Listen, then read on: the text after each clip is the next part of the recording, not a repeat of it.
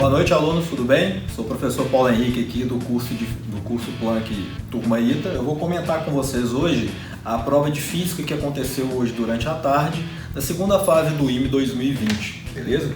Bom, nós vamos dar uma passada inicialmente aqui sobre todas as questões, fazer um resumão de como foi a prova, fazer alguns pequenos comentários, e eu resolvi trabalhar com vocês a questão 4, que é uma questão bem trabalhosa, uma questão bem braçal, com vários conceitos e uma pegadinha muito precisa ali na letra B.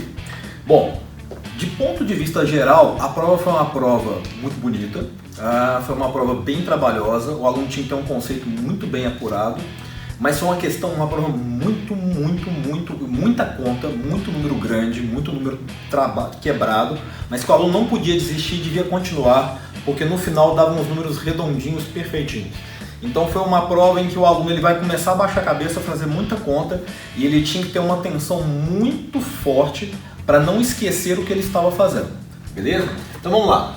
A gente começa já com uma questão de fenda e dilatação térmica. Então o aluno trabalharia ali com o processo das franjas.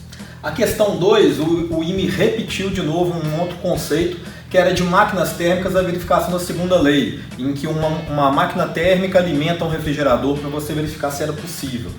Bom, questão 3, o MHS, figura de Lissajous com uma cônica, para você calcular a área dela. Questão 4, que a gente vai trabalhar, uma questão bem trabalhosa, hidrostática, lei dos gases, teoria de impulso e energia. A questão 5 é uma questão muito bonita de magnetismo com cinemática, trabalhando a visão espacial tridimensional do candidato. Questão 6, uma questão de óptica geométrica com reflexão e refração, acontecendo a polarização com o ângulo de Brewster, beleza? Questão 7, bonitaça, questão de lentes com acústico e efeito Doppler. A questão 8, ela trabalha com campo elétrico, mais dinâmica, mais uma cinemática. Uma questão muito bonita, em que a partícula vai perdendo massa, e ao perder a massa através das partículas, ela varia na sua carga, sofrendo o efeito do campo elétrico. A questão 9 é uma questão de circuito com conservação de conversão de potência. Parece que o IME já está querendo preparar o candidato, porque ele vai ver, principalmente um candidato da área de engenharia elétrica, para o famoso motor de armadura, uma versão simplificada dela. E a questão 10 é uma questão bem trabalhosa, a questão de estática com refração com hidrostática. Beleza? Então vamos lá. Vamos começar a resolver a questão 4. A questão 4 é uma questão que tem a parte da hidrostática, mas ela começa com o efeito da chamada amola de ar, né? A lei de Boyle. Então, o estado 1, que é esse estado inicial, quais são as condições que o ar tem? A pressão 1 do ar, né, nesse estado 1, P1, é a pressão atmosférica, e o volume que ele está confinado é essa altura H1 que foi dada, vezes a área. Lembrando que esse H1 vale 1 metro. O próximo passo é a gente calcular qual que é a pressão do ar nesse estado 2, depois de eu adicionar um fluido aqui, de densidade μ2, com altura H2, porque eu precisarei dessa pressão do ar futuramente para trabalhar com a relação de impulso. Então vamos lá.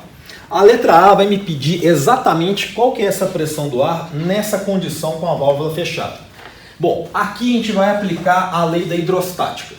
Está tudo parado, tudo em equilíbrio. Eu adicionei essa altura de coluna de líquido, então ela desloca o líquido anterior, né, um valor, e ele sobe para o lado de cá. Você causa um desnível entre as superfícies livres dele, de uma incógnita Y que eu criei, e essa Y vai ter que sair depois no final do meu resultado. Então vamos lá. O aluno Planck sabe muito bem que esses dois pontos estão situados no mesmo líquido e na mesma cota, então necessariamente eles têm que ter a mesma pressão. Então a pressão A tem que ser igual à pressão em B. Então quem que a pressão A enxerga? É a pressão atmosférica que foi dado pela banca, mais esse peso de coluna de líquido. Densidade do líquido 2, vezes a altura dele, vezes G. Ele tem que equivaler o quê? O que o ponto B enxerga para cima, que vai ser o quê? A pressão do ar que eu quero, mais o peso de coluna que aqui está. Então, ou seja, a densidade do 1 vezes o Y que eu criei, vezes o G, mais a pressão do ar. Retrabalhando, eu chego nesta expressão dependente, ou seja, função desse Y que eu não sei, para a pressão do ar, que é a pressão em P2. Aqui vem a primeira sacada.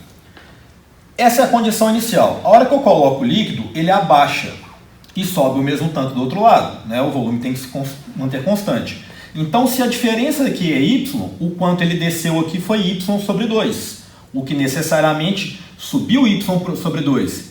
Então o volume de ar que tem aqui, o que era? Era o H1 menos essa subida de y sobre 2 vezes a área. Mantém. Apliquei a transformação isotérmica, ó, lei de Boyle. P1V1 é igual a P2V2. Faça substituições e chego numa expressão segundo grau para o y. Né? Fica bem grande, bem trabalhosa. Vou substituir valores e passando a parte da álgebra toda, a gente chega nessa função de segundo grau. Ó, menos 25y² mais 185y menos 70. Eu vou chegar num número perfeitinho em que o raiz de delta dá 165. Eu crio duas possibilidades. O y lá, ele pode ser 7 metros ou 0,4. O problema é que ele nunca poderá ser 7 metros, pois o H1, ou o volume inicial desse ar, era 1 metro. Agora, ou seja, só podendo ser o y valendo 0,4. Pegando a minha expressão que eu tinha definido anteriormente para a pressão no ar, eu substituindo os devidos valores, eu chego no valor de pressão do ar de 125.000 newtons por metro quadrado.